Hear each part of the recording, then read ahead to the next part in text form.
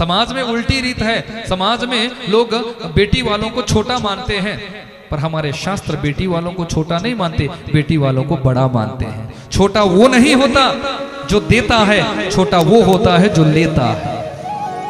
याद रखना, दाता कभी छोटा नहीं होता। चक्रवर्ती सम्राट दशरथ जी जब जनक जी के द्वार पर गए हैं तो जनक जी ने तुरंत चक्रवर्ती जी के चरणों में प्रणाम किया है। दशरथ जी ने उठाया है, महाराज ये आप क्या कर रहे हैं? तो जनक जी ने कहा कि हम बेटी वाले हैं, हम आपको नमन करते हैं, हम छोटे हैं। तो जो राम जी के पिता हो उनका आदर्श कैसा होगा विचार करना। चक्रवर्ती जी ने कहा, राजन किसने कह दिया आप छोटे हैं? किसने कह दिया आप छोटे हैं?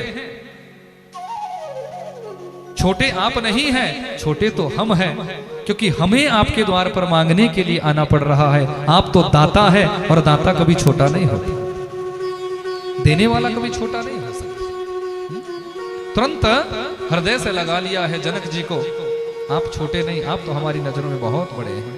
तो एक निवेदन है मेरा आप सभी से कि जो ये लोग ये गलत धारणा अपने मनोमस्तिष्क में रखते हैं कि बेटी वालों को हम दबा देंगे, बेटी वालों को हम प्रताड़ित कर देंगे, बेटी वालों को हम दुखी करेंगे, उन्हें चुल्लू भर पानी में डूबकर मर जाना चाहिए ऐसे लोगों को।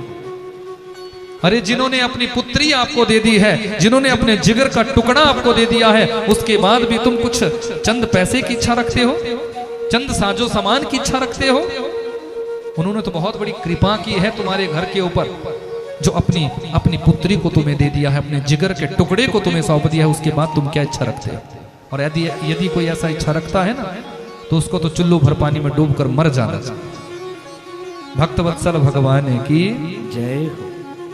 बेटियां हमें ऋण से उऋण करती है। जिस घर में पुत्र का जन्म होता है उस घर का एक भाग्य जागृत होता है, और जिस घर में पुत्री का जन्म होता है उस घर के तो सौभाग्य जागृत हो जाते हैं, सौभाग्य जागृत हो जाते हैं।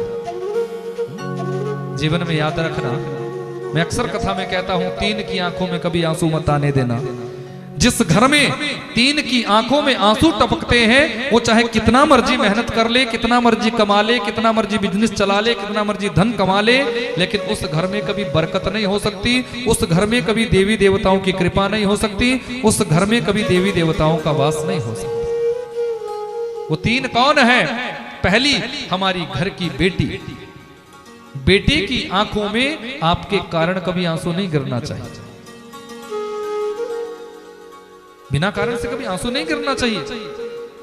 घर की मां, जिस मां ने हमें जन्म दिया है, उस मां की आंखों से भी बिना कारण से कभी आंसू नहीं गिरना चाहिए। और तीसरी है आपके घर की लक्ष्मी, आपके घर की धर्मपत्नी, आपके घर की मान मर्यादा प्रतिष्ठा, जिसे आप धर्मपत्नी कहते हो, उस धर्म पत्नी की आंखों से भी कभी आंसू नहीं गिरना चाहिए। जिस घर में इन तीन की आंखों से आंसू टपकते हैं वो घर हमेशा नीचे की ही ओर जाता है। उस घर में कभी भी देवी देवताओं का वास नहीं होता, उस घर के वृद्ध कभी सुखी नहीं रह सकते, उस घर के सदस्य कभी प्रसन्न नहीं रह सकते, आनंदित नहीं रह सकते। और जिस घर में इन तीन की आंखों में कभी आंसू नहीं गिरते हैं उस घर में आनंद ही आनंद का पारावार बना रहता है, देवी देवताओं की पूर्ण कृपा बनी रहती है।